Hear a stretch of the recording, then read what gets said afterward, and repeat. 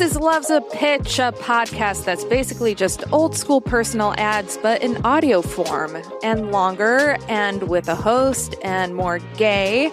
I think when personal ads probably first existed, they were pretty straight, right? But also, I imagine that in more progressive cities, if you did have a gay one, you would be cleaning it up. But also that'd be terrifying because safety. Anyway, I'm your host, Carolyn Bergier. Today's guest, our pitcher, is no stranger to podcasts, and I had a lot of fun getting the chance to dive deeper into her dating life and history, and I hope you enjoy learning more about her and all that good stuff too, so let's just get right to it. West Coast cuties, pay extra attention because pitching today is Los Angeles-based Lauren Flans. Hi. Oh, man. Hi. Just that intro made me so fiercely nervous. Oh, should I not be? Are you not into cuties? I should have cleared. No. Just okay, hearing okay. the words West Coast, Los Angeles-based pitching, just all of that. Yeah. But that's good because I feel like being anxious is a so significant part of my personality. So it's good that I'm like in the zone. Well, with that, I think we should just get right into it. But first, let our listeners know how you identify. Oh, sure. My pronouns are she, her. I still say gay. I'm one of those people who says gay instead of lesbian. I have no issues with the word lesbian, but gay is just what flows naturally out of my mouth. Queer is also good, but I'm very into specificity and not being misunderstood and people knowing exactly what I mean. So I do default to gay. And I'm a cis woman as well. Cool. Are you ready? You have 1 to 2 minutes to tell our listeners why you're a catch. Holy crap. Yeah, let's do this. Okay, we're starting. I am funny. I'm a funny person. I will keep you entertained. Speaking of entertained, I am self-entertaining. I am an only child, which I know is a huge red flag for a lot of people, and fair. But because of that, I'm super comfortable being on my own, autonomy, all that good stuff. For that reason, I have also notably been single for a lot of my life. Some have called me picky. I prefer to think of it as selective and so comfortable on my own that I do not need to, compromise things that are very important to me to find a partner. I would love to have a girlfriend. Do not get me wrong. That would be dope. 10 out of 10. But I'm also very cool and chill being on my own. And so I have been for most of my life because, I don't know. I think if I were younger and hipper, I might use words like demiromantic to identify. I think I might be somewhere along that spectrum. What else? I'm a really good listener. Yep. I'm a volunteer for the LA LGBT Center. It's important to me to give back. I have a really cute dog. I know everyone thinks their dog is cute. My dog is legitimately really, really cute. I think I'm pretty smart. Are people into that? I feel like that's kind of... I'm like a writer-actor, but if I'm being honest, I'm pulling away from that. So if you think that's cool, hey, I'm a writer-actor. If you're absolutely not, guess what? I'm kind of leaving that whole thing. So either way, you win. Yeah, I guess, I don't know. I think we got across some important points. Funny, smart, cute dog, kind. Yeah. There's a lot of places we can go with this. First, though, you're pulling away from acting and writing. Do you know what you're pulling toward? I'm trying to choose my words carefully because it's not... I've been volunteering for the center, for the LA LGBT Center. I facilitate their social groups. So it's like moderating, but we call it facilitating. And I've been doing that for just over... I think I just hit 5 years this month. And it was put out to me a while ago. I was sort of asked, hey, is this ever something you'd be interested in doing, as a job? And I kind of not fully surprised myself because I'd talked it over with my therapist. Ooh, that's another guy. I should have said this in my pitch. I've been in therapy for at least a decade. So there you go. But anyway, so I'd sort of been talking about stuff like that to my therapist about like, am I looking to maybe make a big shift in my life? But they asked me if I'd ever be interested in like an actual position. And I was like, yeah, I would. And so nothing has happened yet. I have not been like offered a position. It's not like maybe I'm just going to be one of those people who like works in nonprofit. I don't know. It sounds so fucking crazy. I literally only ever thought I'd do like creative acting, writing stuff for my whole life. So this is like, it's a big shift if it happens. Yeah. I mean, then maybe I shouldn't ask this follow-up question, but I'm kind of curious. Do you ever meet potential dates through the center, or is that something that you're not supposed to do? Listen, no, it's totally fine within like co-working. And there was this girl facilitating.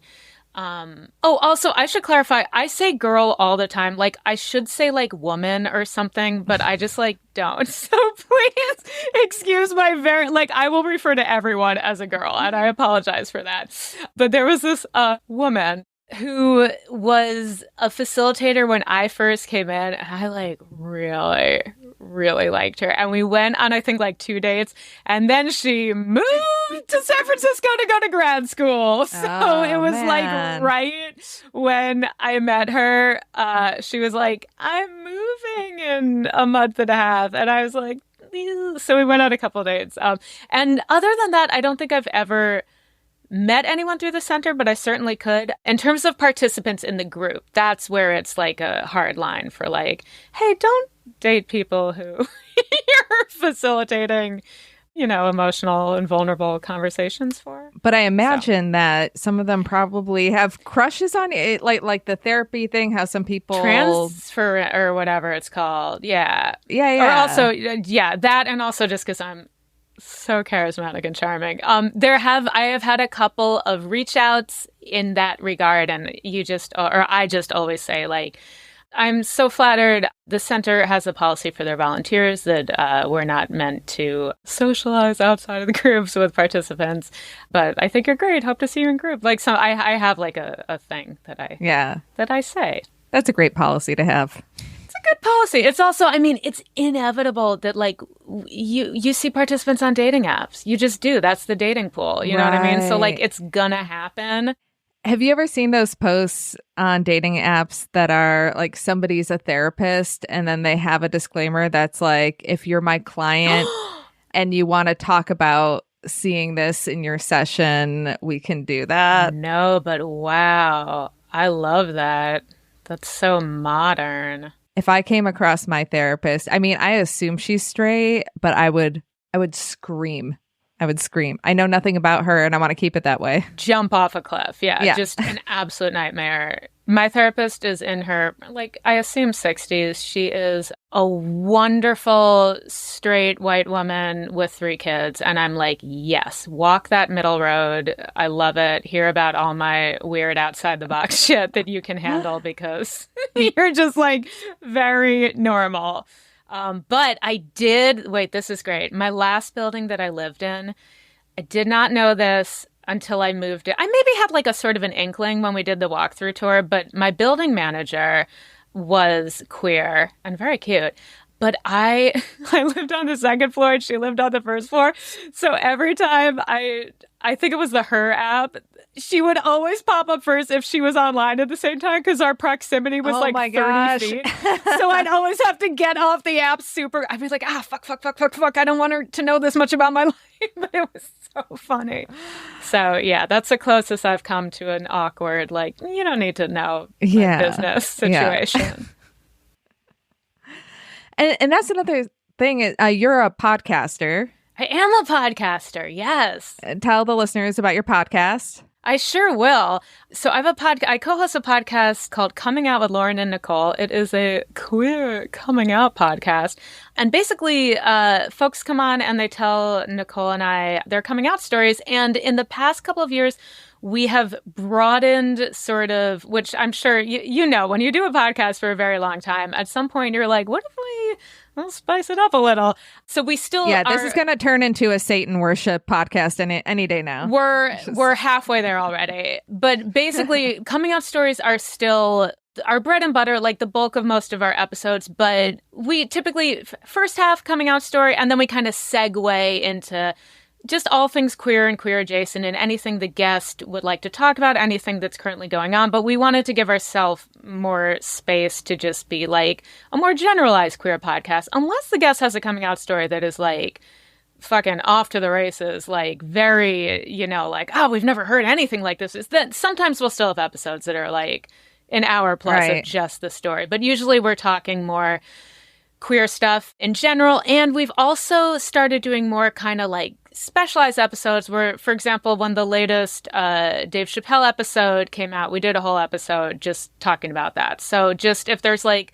a big thing, or a better example, we just dropped our Black Queer History episode because we're like, it's Black History Month. We're going to do an episode on slightly more under the radar Black queer figures who we personally kind of like really like and feel like more people should know. So we're giving ourselves more leeway than just coming out stories. So is it an episode about Oprah? Yeah, it's exclusively about Oprah. About Oprah and Gail and their love story. It's a whole episode. It's 3.5 hours They don't long, talk about it enough in queer history. No. Contacted her, never got a reply, but we're hopeful. We're hopeful. Listeners, it is a great podcast. I really enjoy. You've been on it and you co-hosted with me when Nicole was on pregnancy leave. Yes. So much fun. It really is a fun podcast.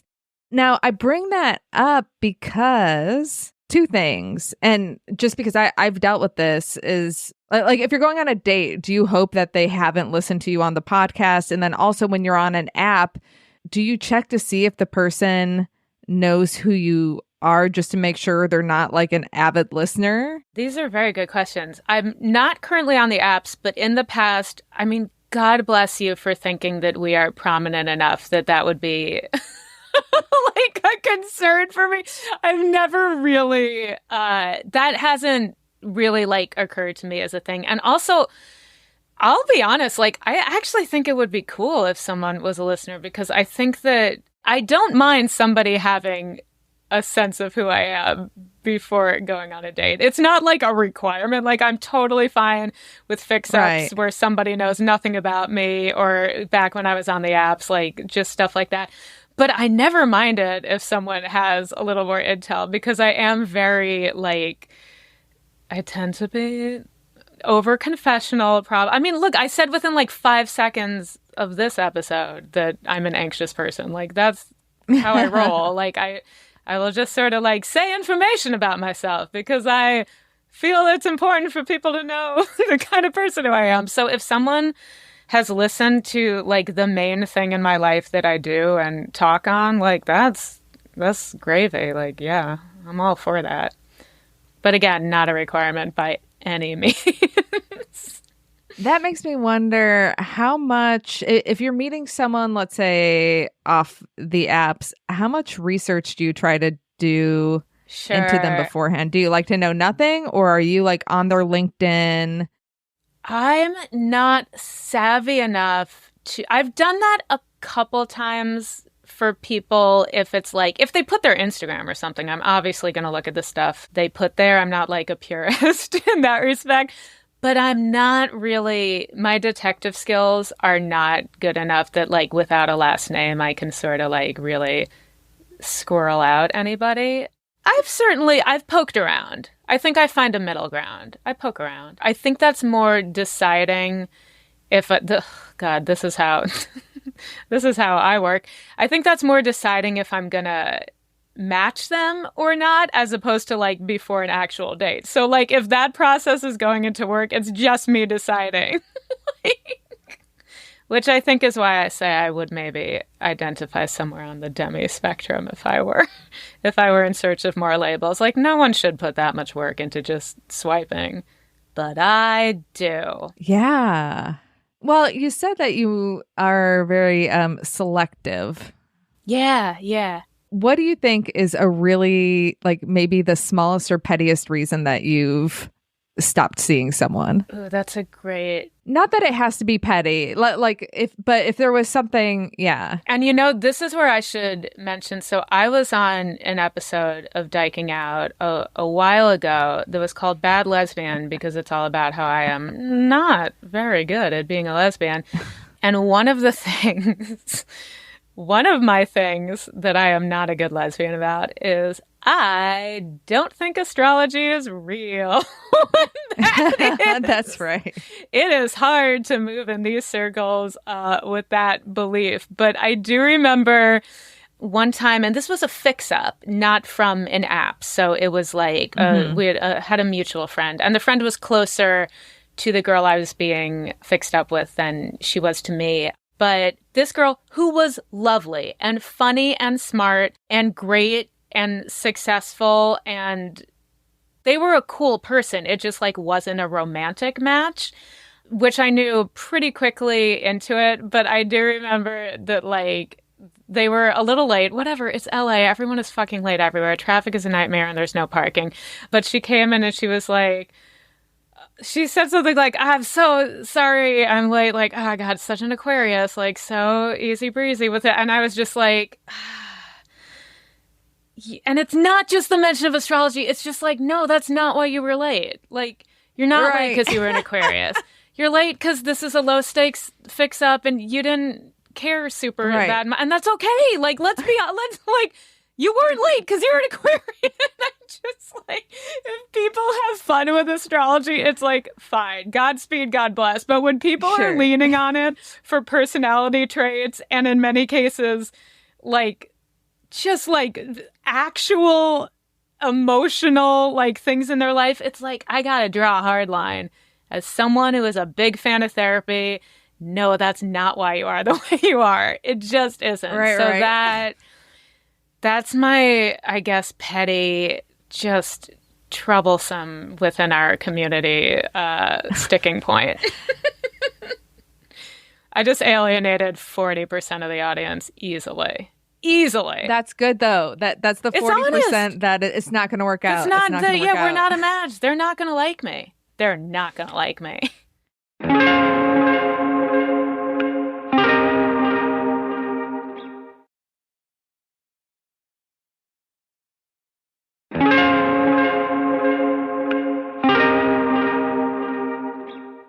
Let's talk about therapy a little bit. Something that I've been talking about some of my friends with lately is this feeling that therapy has gone too far. Now, I'm someone who's in therapy 3 times a week, which might be evidence that therapy has gone. Yeah. I go by myself twice and then couples once. And honestly, I don't have...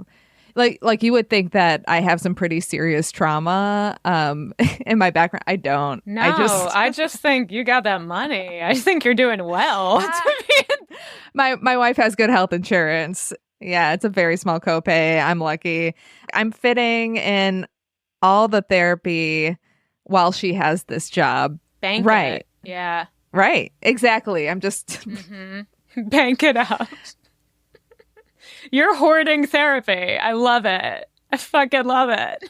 But I do feel like sometimes it's gone too far in a way that I feel like it can almost be, I don't know, weaponized is maybe too extreme of a word. 100% agree. I totally agree with you. Yep. I feel like people are assholes and they chalk it up to boundaries. And I believe in boundaries and I think boundaries are great. But I've just seen too many people. And for me, in friendship, I had somebody who was a very, very close friend of mine. And there was a sticky situation and they didn't want to be involved in it. It's basically they put themselves in a position where they were kind of responsible for something. It was a friend, but I did comedy stuff with them. And then they're I don't want to be involved in this. But I'm but that's kind of your role. And then they're I asked you to respect this boundary and you couldn't. I'm but it was literally your job. Yes. Same thing happens with self-care, with the concept of self-care has kind of turned a corner where it's that's not self-care, that's negligence that you're Yes. So yeah. So I totally agree. Yeah. Yeah. I think part of the blame for that is platforms like Instagram, TikTok, Twitter, like stuff like that, where it's kind of, Yeah. I mean, this is a thing also with words like toxic and gaslighting, which are words that we need because we need them for situations for which they are accurate. But when that shit gets sort of watered down so much to the point, like, a lot of times people are like gaslighting, and I'm like, no, that's lying. Like, gaslighting is a specific thing. And like toxic, it's like, no, you misspoke. You mean shitty. Like, these are different. So I do think, and I should say that I do kind of pride myself on like, so I've been in therapy for a very long time, but I actively like, I work at it. Like, I'm really trying, and I do feel like I have, it's not just like you go and it's like check, like you gotta work on that shit outside of therapy, and like you gotta like really, and I do think that some people are not necessarily doing that part of it.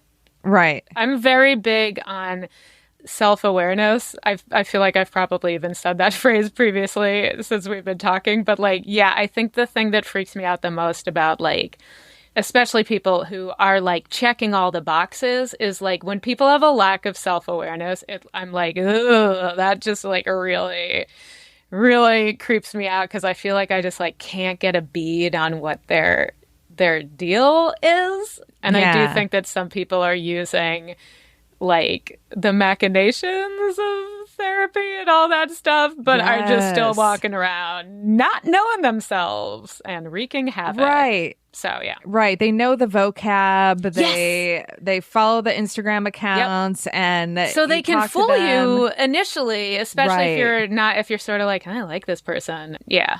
Then it's like, oh no. I have had that happen. So yeah. Try to watch out for that.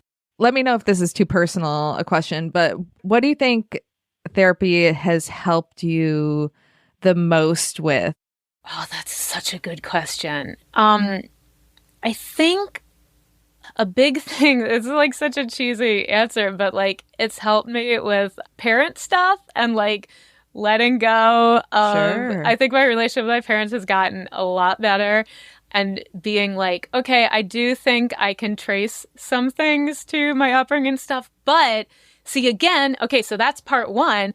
And then part two is like being able to like let go of that and not blame everything on it. And like, even if like a certified adult is sitting across from me going, yes, your parents fucked you up in this way, the goal isn't to be like, aha, now I can use this for the rest of my life for like everything I'm shitty. And like, then the goal is like, okay, how do I like work through that and let go of it and still love these people and not let it affect my life moving forward, because I have that awareness of what it is. So I think that in that respect, it's been really helpful.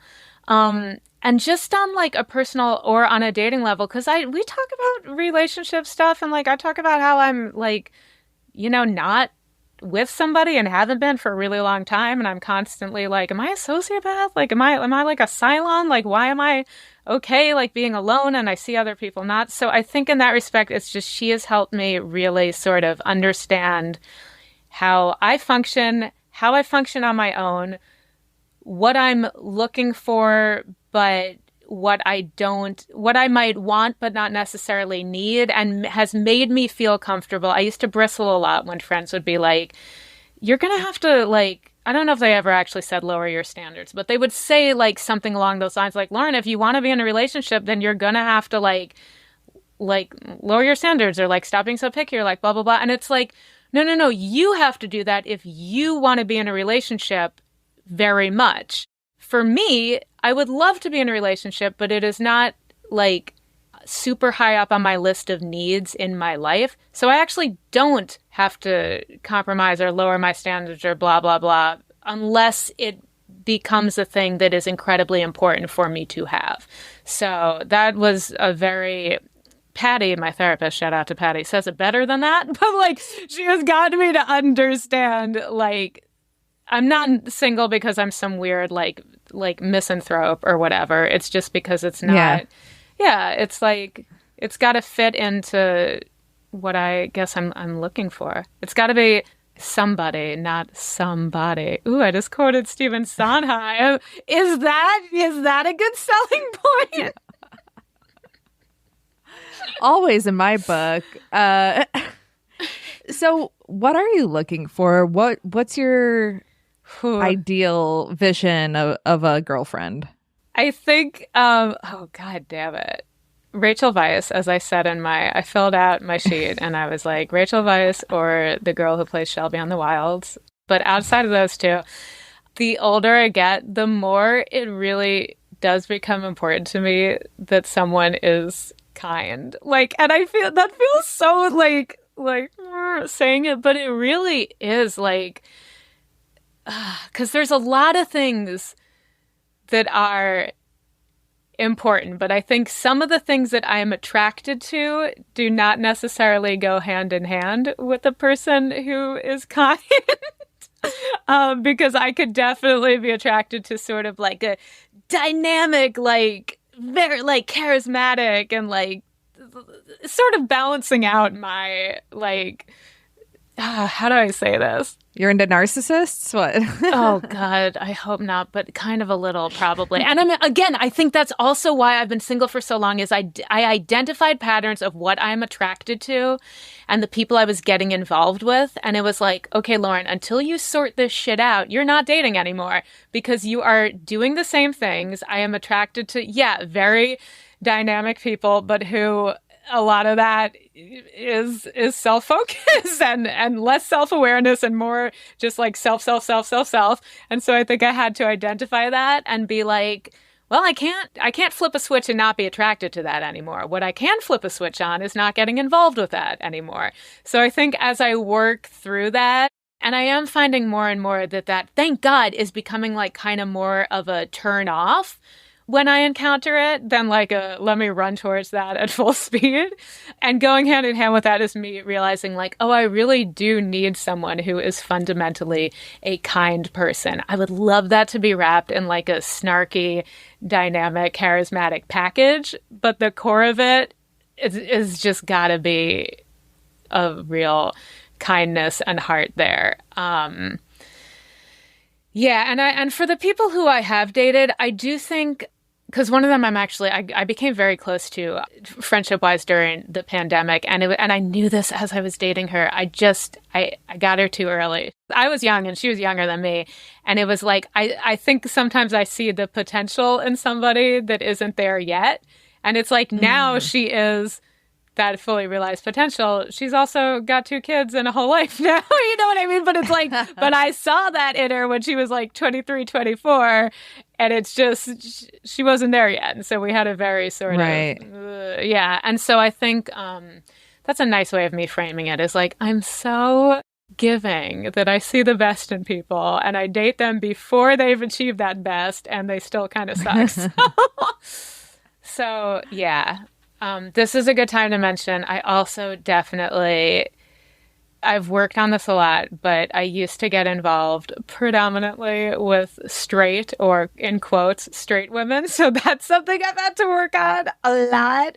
And I also tend to be attracted to people who are younger than me, often significantly, which Patty has gone over with me as well, which has to do with all kinds of Arrested Development shit, or like where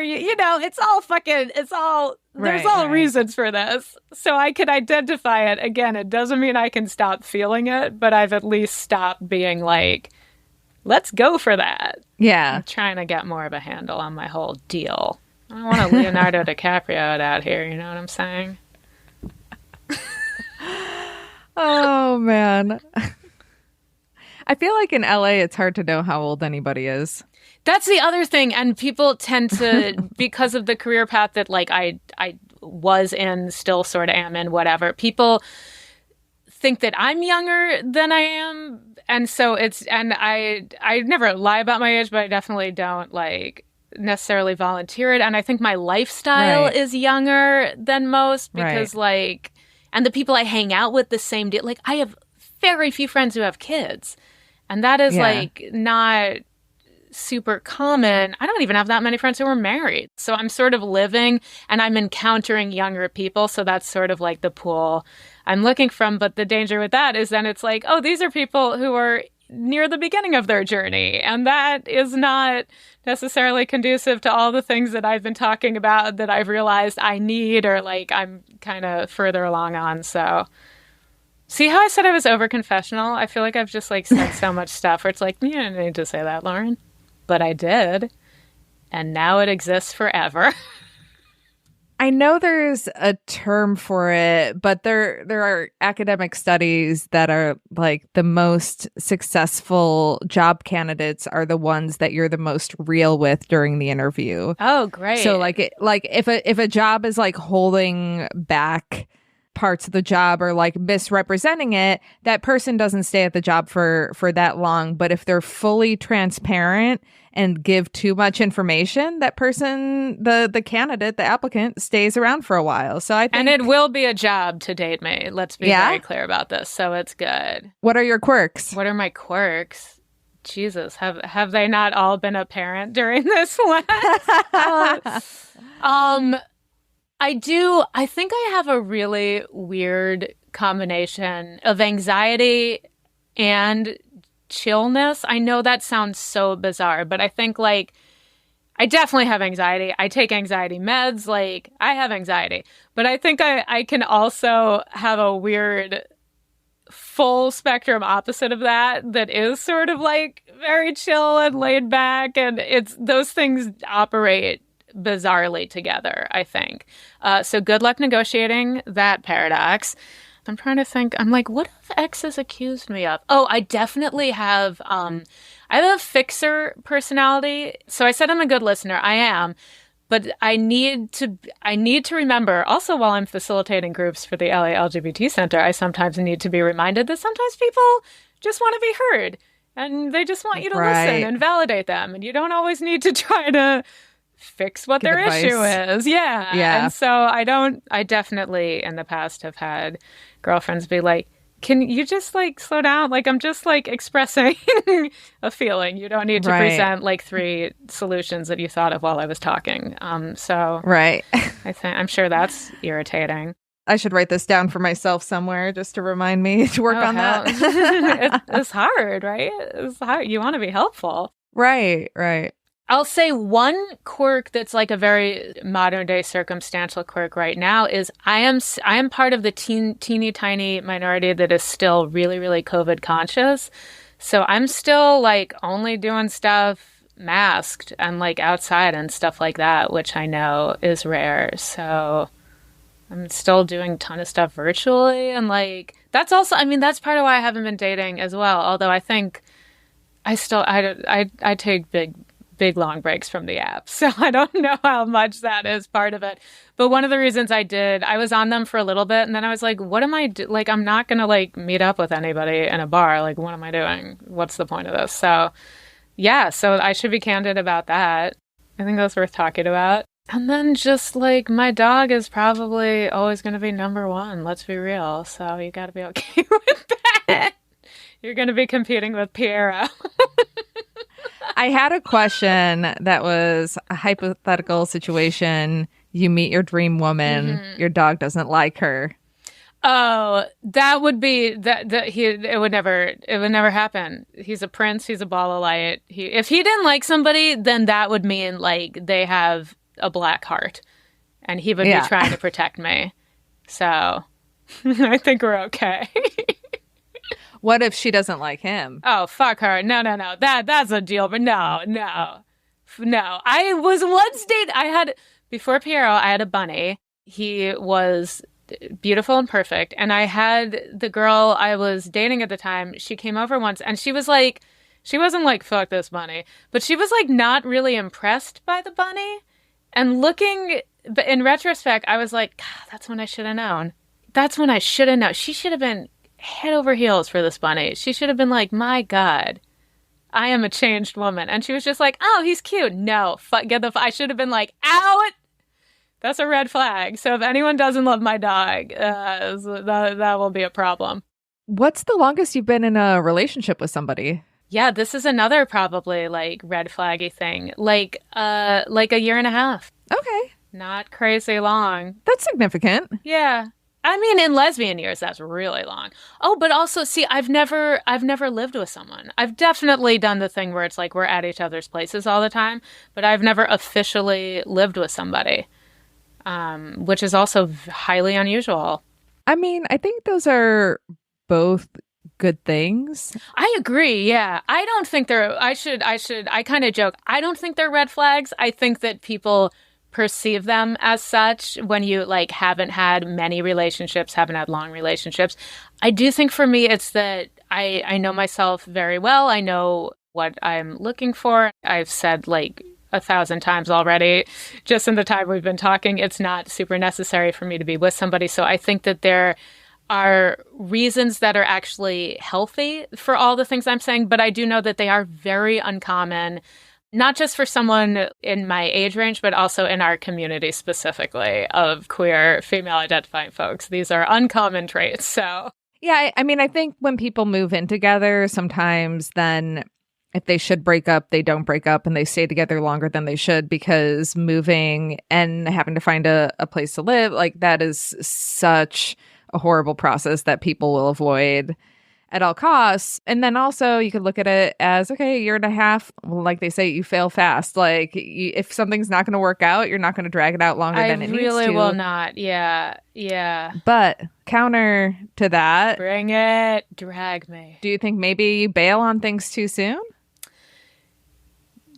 No, I think maybe I disallow the possibility of things existing, but I don't think I have ever bailed on an existing situation too soon. Does that make sense? So I think I could write people off just because I know very quickly what I'm attracted to and what I feel like a click with, which is so hard in terms of like if it's like an app or a setup or somebody who you're not going to see around, because I do think there's a world where it's like I might be like, nah, and then later be like, oh, wait, if that person hung around in my life. But that hasn't really happened in this situations. It's like I've been on a lot of first date app dates, I'll put it that way. And then I just like haven't seen those people again. So who knows? Yeah, so I think I make very kind of quick judgments in that moment. And those are people who maybe there could have been something with if we'd like run into each other later or something, but that just hasn't happened in my experience. Have you ever gone on a date with somebody and you were really feeling it and you're like, oh my gosh, we have a connection, and then you don't hear from them again? Or like something that was like where something ended in a way that really left you scratching your head? Yeah, definitely. So the first app date I ever went on, I wasn't like, oh my God, I love this person. But I really thought there would be a second date. And they never texted me back after my charming post-date text. So that was when I was like, oh, this is what app dating is. Like, oh, I see. So that was like a good first introduction to it. Because I wasn't head over heels, but I was like, yeah, I'd try this again. And they were like, no. Yeah. And I was like, oh, interesting. So you didn't hear back at all?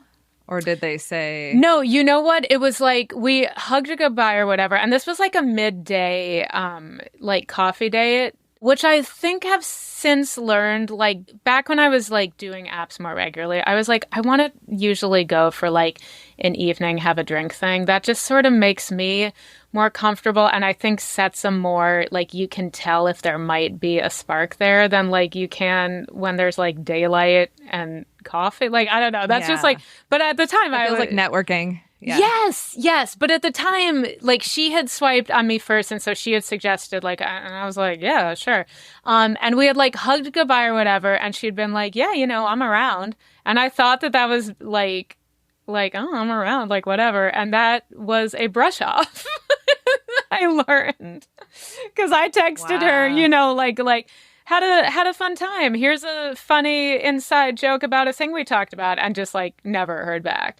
Which, for the record, I think is fine. I don't think that's ghosting. I feel like people are throwing the word ghosting around the same way we were talking about words like boundaries and gaslighting and stuff like that. Like, I'm like, that's not ghosting. Like, she didn't text. What? She's got to send me a text being like, ha ha to that inside joke. I'm not interested in seeing it. Like, whatever. When someone asks me out, I always send a thing because, again, I'm fucking over confessional and super transparent and like blah, blah, blah. But I don't get mad when other people don't do it. I just want to go on record saying that because I feel like we're playing pretty fast and loose with the term ghosting, which is shitty when it's done authentically. But like that, she didn't know me. She didn't owe me a follow-up text. Like, it was fine. And I'm trying to think if there's ever been a thing where I've been like really, really into somebody and they were like, that's a no from me. That's definitely happened countless times before it's gotten to like a date as an unrequited interest / crushes. But I don't think there's ever been like a dating situation where I've been like, I mean, kind of that girl who moved to San Francisco because I was like, let's just like fast track this shit for the next month and a half. Like, let's have fun. And she was like, I'm packing. Or like, she just like, we went on 2 dates that I thought were like really fun and great. And then she just sort of like, but like she was moving. I'm not, I don't know.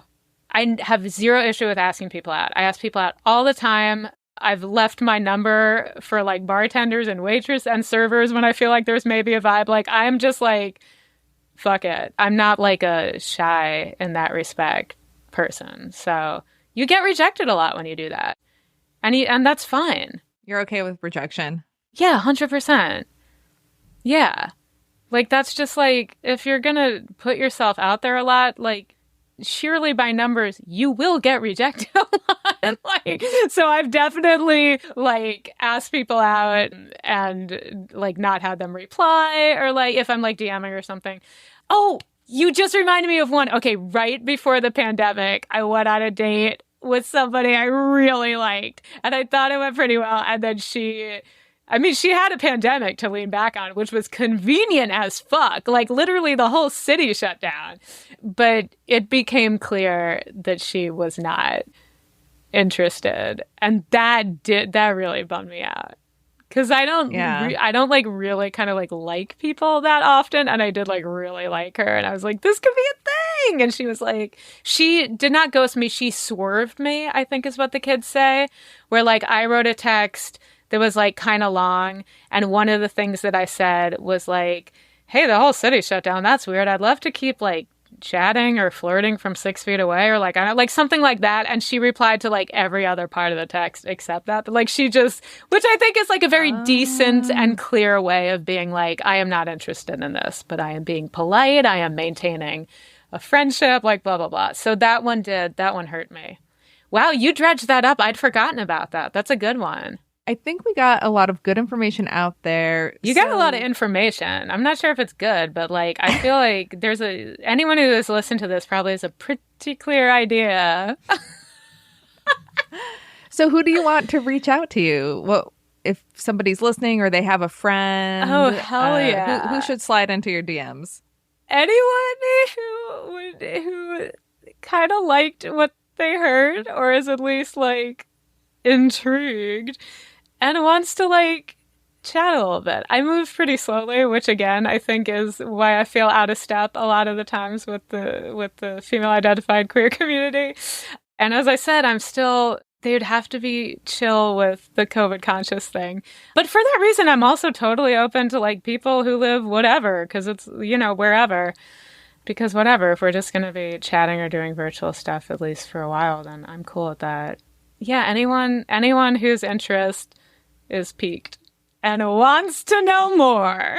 And how should people reach you? Should it be over Instagram or? I will say the absolute best way to get a sense of me, even better than my podcast, is my Twitter. Yes. So if people are on Twitter, that's like, that's me. Like, I make it funnier or more whatever, but it's very close to my actual real life and how I speak and how I think. So I'm at Lauren Flans on Twitter. So that's a great way to reach out. But I know and respect that a lot of people aren't on Twitter. So yeah, I definitely, I get all my Instagram messages. I will see it if someone messages me on Instagram. My Instagram is exclusively my dog, which is a great time. It's like, check out my Instagram. It's just, you will not get a sense of me. You will get a very clear picture of Pierro. And so I'm Lauren_Flans on Instagram because some son of a bitch took Lauren Flans. If you're interested, but you don't know if you want to write me, then I guess I'd love people to check out the podcast anyway, even if you're like, wow, I would never date this person. Still listen to the podcast. It's really good. And Nicole, my co-host, is very different from me. So like we have a really good dynamic in terms of we cover the bases and our guests are great. So we are at Coming Out Pod everywhere, comingoutpod.com. Yeah, and I would love your audience to listen because I really think they would enjoy it. I'm really proud of what we do with it. And I think we would too. Yeah, and it'll also introduce that a lot of our guests are single and looking, and they give their information. So if you're like, absolutely not with me, listen to my podcast and find some people who you'll be like, yes, please. Can I shout out one more thing? Yeah.